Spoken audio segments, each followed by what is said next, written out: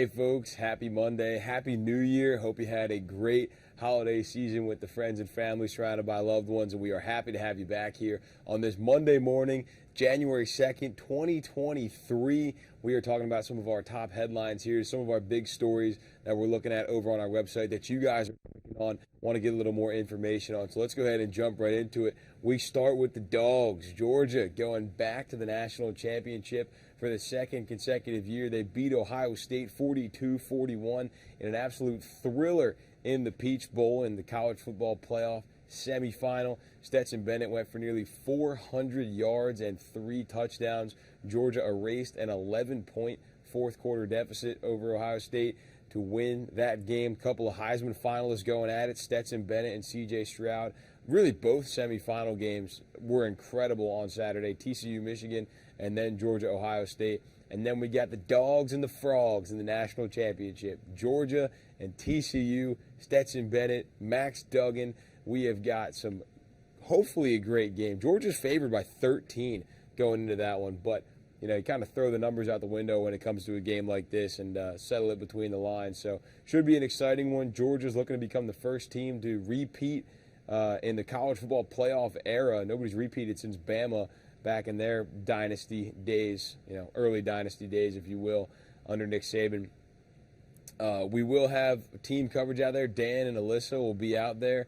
I think they're heading out Thursday, so they'll be around the whole weekend giving you the latest updates, both on air and online. So be sure to download our app if you haven't. If you're watching it on this, that's perfect.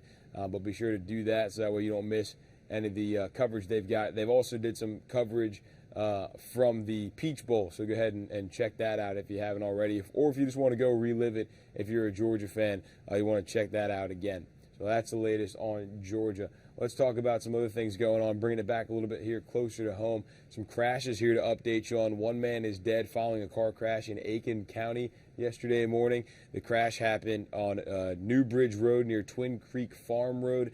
Deputies say Willie Frazier died in that crash. They found him overturned in his truck.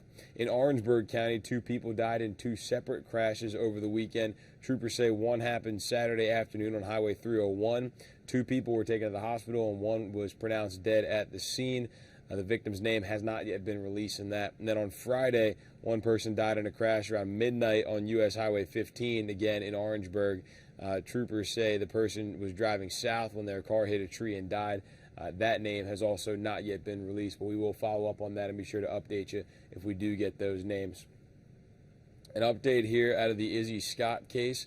A warrant has been issued, an arrest warrant for a swimming instructor who was overseeing the class where Izzy Scott drowned in Burke County a few months ago. This is the first time we are hearing of any criminal charges in that case. Swim instructor Lexi Tenhusen, not sure if I pronounced that right exactly, is being charged with involuntary manslaughter, which is a misdemeanor. So, according to the family's attorney, Izzy drowned near the end of the swim lesson. Remember, this was Izzy's second swim lesson, the 4-year-old in Burke County.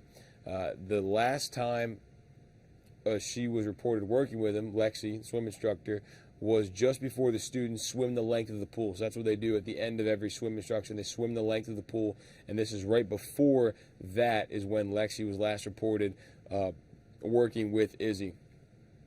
Lexi usually waited in the deep end of the pool and let the kids swim past her so she could be the last one out.